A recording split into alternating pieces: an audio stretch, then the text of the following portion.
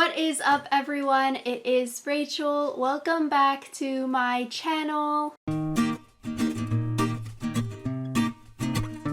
And so today, because the college application process is winding down for high school seniors, today I'm going to be talking all about what you should be doing to prepare for college as a high school freshman, sophomore, and junior. So if you're new to my channel, hello, my name is Rachel. I graduated from UC Berkeley in May 2020, where I double majored in cognitive science and legal studies. And now I'm currently working full-time at a law firm. If you are a student applying to colleges this cycle, you should definitely check out Study Hall College Consulting. We are a team of college students and recent grads who specialize in reviewing college application essays and consulting one-on-one with students and parents. So definitely check out our website and social medias. On our website, we actually have a blog where we post a ton of advice, and on our social medias, we also post a bunch of tips and tricks from our college application experience. So without further ado, let's get into how you can start preparing for college as a high school freshman, sophomore, and junior.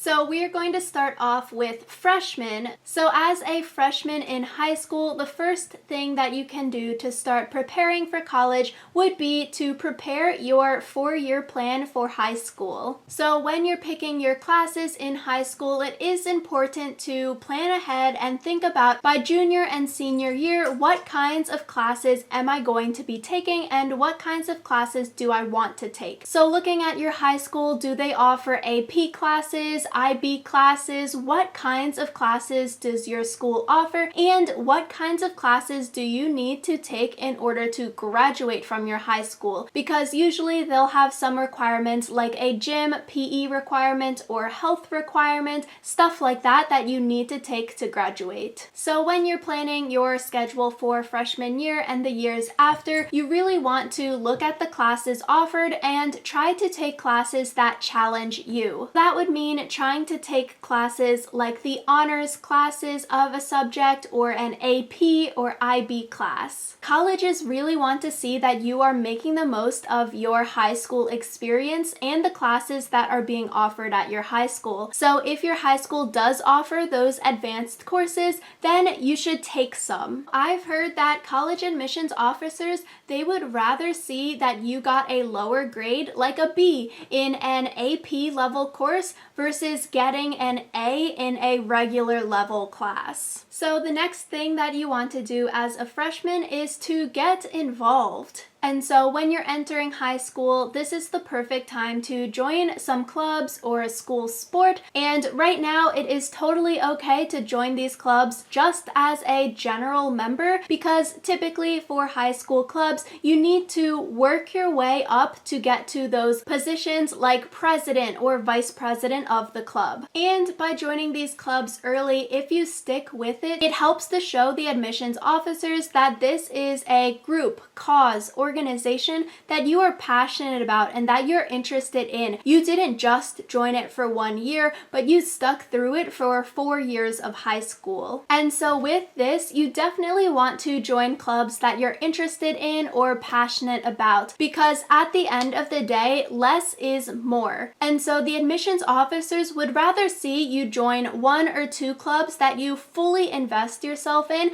and then you can become the president or hold a leadership role in the club, versus you joining like 10 million clubs of things that you don't really care about. You're not really making a difference in those clubs, because if you're joining 10 million things, you don't have the time to put into every single club that you should be putting into it. So by focusing your energy and efforts, and then by being fully committed to these groups, you will have a lot to write about on your college application essays, because you've actually participated in like fundraising or hosting big events, large scale and small scale events. So for me, I was involved in student government my 4 years of high school, and that really inspired me to maybe want to pursue political science as a college major. So that is sort of what I framed my college application essays around. The next thing you want to do as a freshman and throughout your 4 years of high school would be to study hard and get good grades. So I feel like a lot of people think, oh, freshman year high school, it doesn't really matter what the grades I get because colleges won't look at it, or they'll realize, oh, we're transitioning from middle school to high school, like it gets discounted. But I would say try your hardest in all of your classes, and during high school, this is the time for you to be figuring out time management skills, organization skills,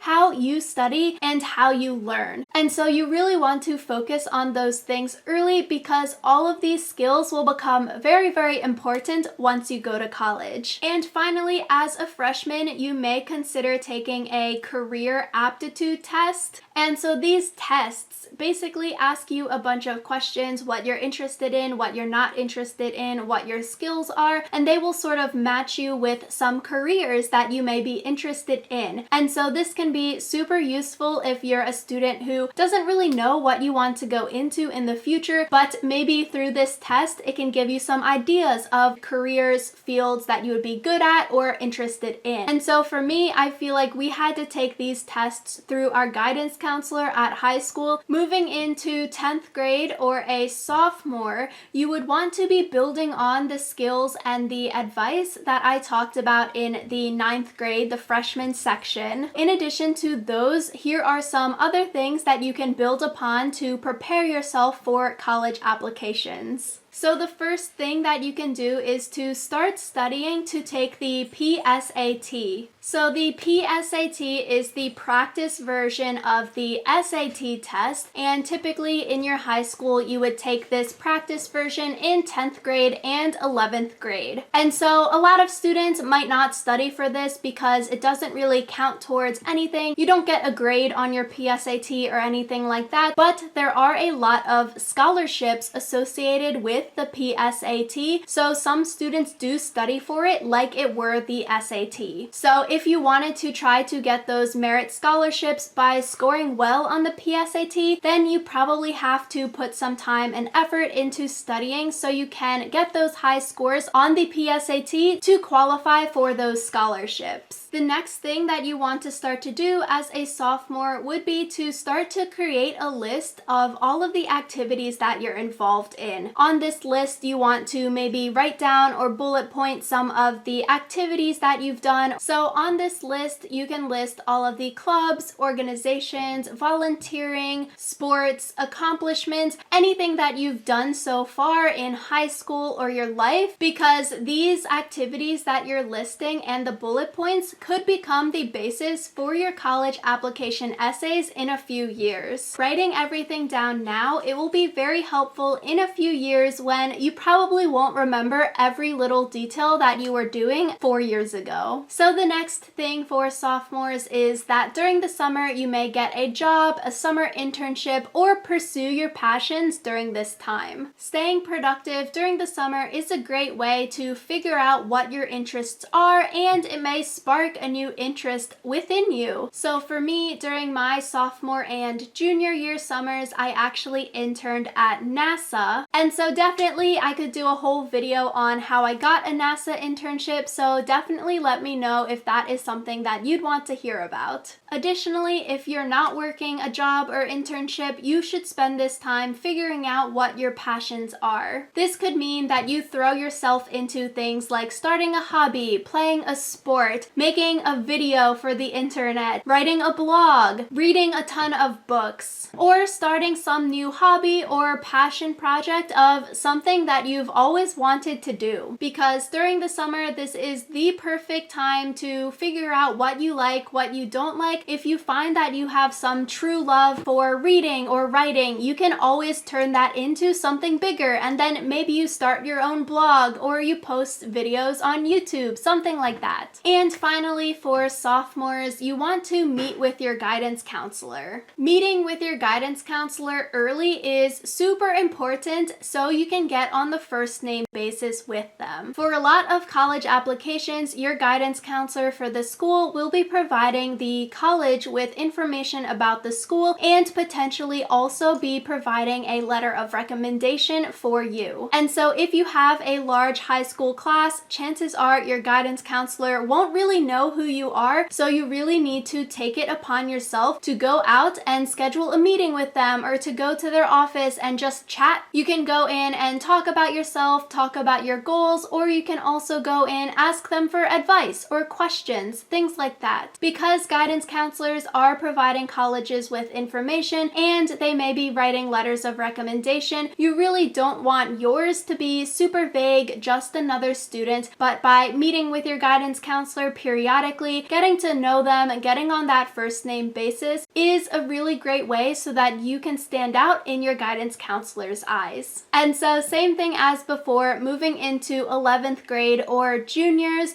you would be building upon the tips that I've talked about in the freshman and sophomore year sections. So for a junior in the summer coming up right now, you want to start creating your college lists. So you want to start researching colleges, figuring out, okay, what do I want in a college? What do I not want in a college? And start creating a list of colleges that you would potentially be interested in or apply to. Some ways you can do this would be going online, going onto the college's website. You could also attend a college tour, which is easier now than ever because of the pandemic. A lot of colleges are doing online virtual tours, so you can attend them for free after you sign up, and then student tour guides would tell you all about the university, student life, everything like that. Another way you could talk to current students at that college, maybe your older sibling or a friend goes to that college, ask about their experiences. So start researching. This step can take a long time depending on how many colleges that you're applying to. So definitely start this early and start doing your research now. The next thing for juniors would be to start scheduling and start taking your standardized tests, so like the SAT, ACT,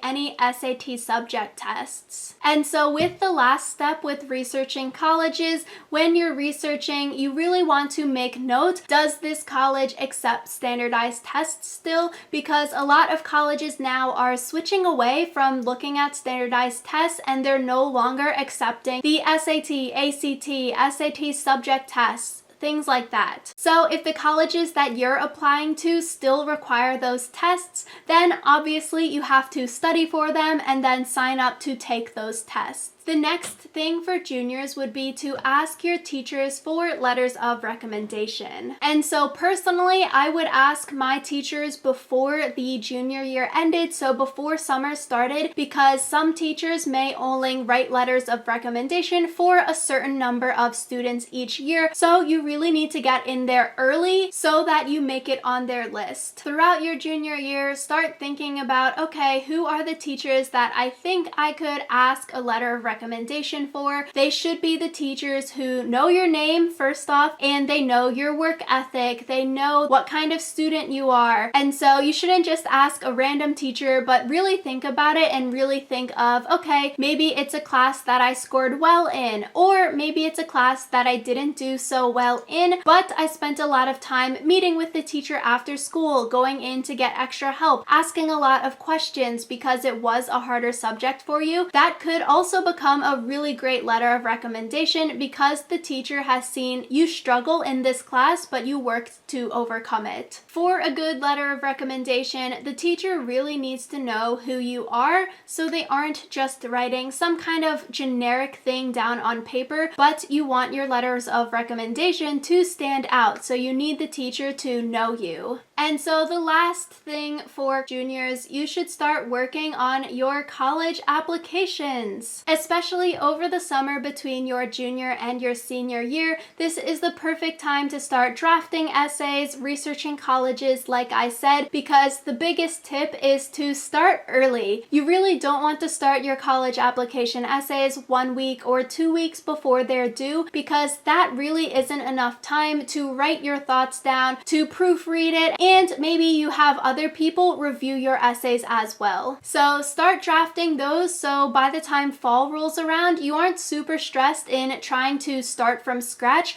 but maybe you already have a few drafts written. So these are some things that you can do to get started for your college application process as a high school freshman, sophomore, or junior. So yeah, thank you all so much for watching. It really means a lot. Make sure you like this video to help me out with the YouTube algorithm and subscribe to my channel down below, and I will see you all next time.